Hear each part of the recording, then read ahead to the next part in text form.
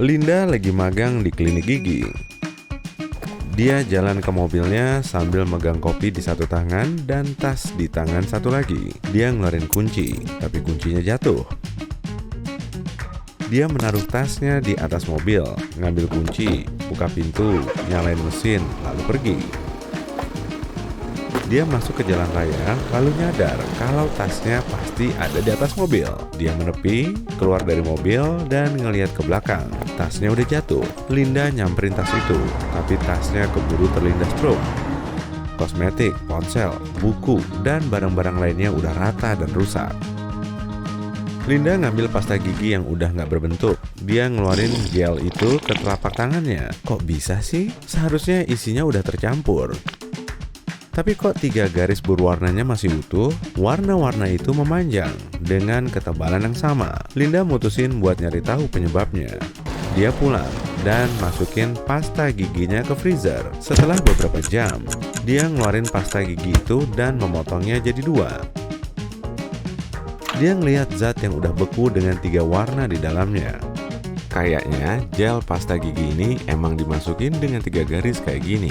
Waktu kamu mencet wadahnya, pasta giginya keluar dengan rata. Oke, tapi kenapa warnanya nggak bercampur di dalam? Linda baru tahu ternyata ada penelitian tentang deformasi dan aliran zat dalam kondisi cair, gas, dan padat lembek. Ini disebut rheologi. Mereka pakai pengetahuan ini buat bikin kekentalan dan kepadatan pasta gigi yang diperlukan biar nggak bercampur di dalam wadah dan menjadi busa waktu kamu menyikat gigi. Pasta gigi dimasukkan ke wadah dari belakang dengan bantuan mesin khusus. Garis-garis di dalam wadah itu memiliki rheologi yang sama. Di bawah tekanan yang nggak rata, kekentalan dan aliran pasta gigi ini tetap sama. Waktu di dalam wadah, garis-garis ini punya bentuk yang lebih besar, tapi waktu dipencet, bentuknya lebih tipis saat mendekati nozzle-nya. Pasta gigi dikeluarkan pada kecepatan dan konsistensi yang sama sekeras apapun kamu menekannya. Kekentalan pasta gigi kembali setelah ditekan, mirip marshmallow yang kembali ke bentuknya setelah kamu tekan. Beberapa perusahaan di bidang gigi melengkapi produk mereka dengan silinder kecil yang terhubung ke nozzle di dalam wadah. Mereka mengisi kemasannya dengan pasta putih dan memasukkan 2 gel berwarna di sisi silinder. Waktu dipencet, pasta gigi keluar dari kedua sisi silinder dan ngedorong gel berwarna dari wadahnya. Lalu, semuanya keluar lewat nozzle dalam bentuk 3 garis. Pasta gigi punya banyak pola, bisa 3 garis atau cuma 1 warna. Tapi putih, merah, dan biru udah dipakai sejak dulu. Garis putih berfungsi buat memutihkan gigi dan membersihkan kotoran. Ini fungsi utama pasta gigi. Jadi, gel putih punya porsi besar.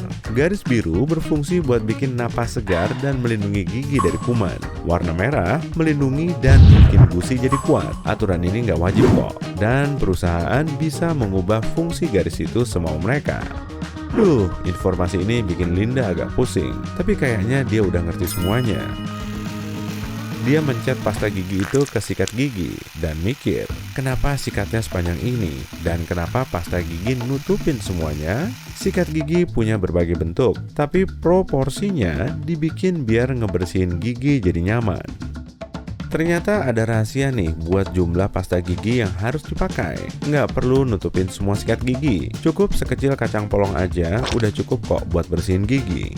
Perusahaan emang pengen pasta gigi kamu cepet habis biar bisa terus beli lagi.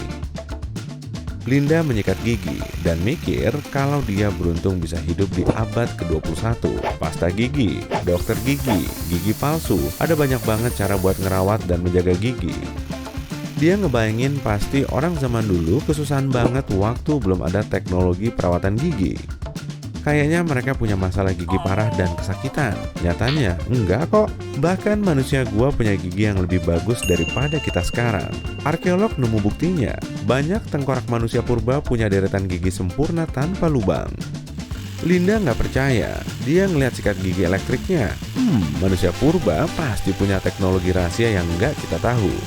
Tapi nggak ada teknologi itu di zaman dulu. Kalau mau tahu gimana cara mereka menjaga kesehatan gigi, kamu harus paham apa itu gigi. Bagian dalam gigi tersusun dari dentin, zat yang lentur tapi kuat. Bagian luarnya dilapisi sama materi terpadat di tubuh manusia, email. Email tersusun dari kalsium dan melapisi masing-masing gigi. Email bukan cuma pelindung yang kuat. Zat ini tersusun dari ratusan ribu serat tipis bernama prisma.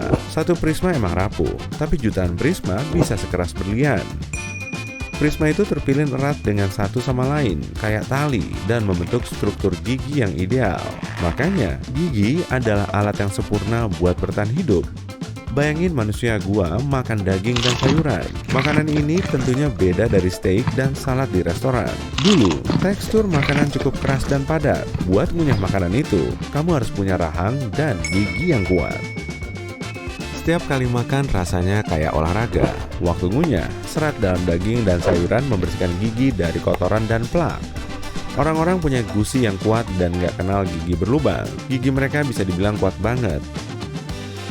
Beberapa tahun kemudian, kita mulai pakai alat keren untuk bertahan hidup ini buat ngunyah roti lembut, hamburger, pate empuk, dan omelet. Gigi nggak lagi nerima beban sesuai fungsinya. Makanya gigi jadi lemah. Manusia dihadapkan sama makanan yang sebelumnya nggak ada di seluruh sejarah dunia. Waktu berlalu dari saat orang ngunyah mamut jadi saat mereka mulai mesen bakso empuk di restoran. Sederhananya, kelembutan udah mengalahkan materi terkuat di tubuh manusia. Ya, gigi emang makin lemah, tapi ada satu lagi masalah yang muncul. Gula. Lubang muncul waktu mereka pertama bawa gula ke Eropa. Makanan ini langsung jadi populer. Mereka masukin gula ke makanan dan memakannya dalam bentuk kubus kayak permen. Gula dianggap bahan makanan yang bergengsi dan mahal. Tentunya, nggak ada yang tahu kalau produk ini bakal menyebabkan kerusakan gigi. Waktu masalah ini muncul, orang-orang mulai bikin teknologi perawatan gigi baru. Tapi ada masalah lain tuh selain gula. Mulut berisi banyak bakteri. Sebagian besarnya emang ngebantu mencerna makanan, menyingkirkan mikroba jahat, dan membersihkan gigi dari plak. Tapi ada juga kuman berbahaya yang ngerusak struktur gigi dan bikin gigi jadi berlubang. Dulu, waktu makanan lebih alami dan kasar, mikroba ini nggak bahaya buat gigi yang kuat. Sekarang, kita menyantap makanan yang kaya karbohidrat, kaya rasa, berbagai zat tambahan, dan gula. Kita ngebantu bakteri berbahaya berkembang biak dan bikin mereka lebih kuat. Gaya hidup kamu juga berpengaruh sama kesehatan gigi loh. Dulu, orang-orang harus nyari makanan di ladang, hutan, dan gunung. Kebanyakan dari mereka punya gaya hidup yang aktif dan membakar banyak kalori. Udah jarang yang kerja kayak gitu sekarang. Olahraga di gym jauh lebih gampang daripada berburu mamut. Kurangnya aktivitas bisa nimbun kalori. Nah, kalori berlebih dan kuman menyebabkan masalah lambung. Gas dan asam dari usus masuk ke rongga mulut dan ngerusak gigi juga. Sekarang kita bandingin mereka.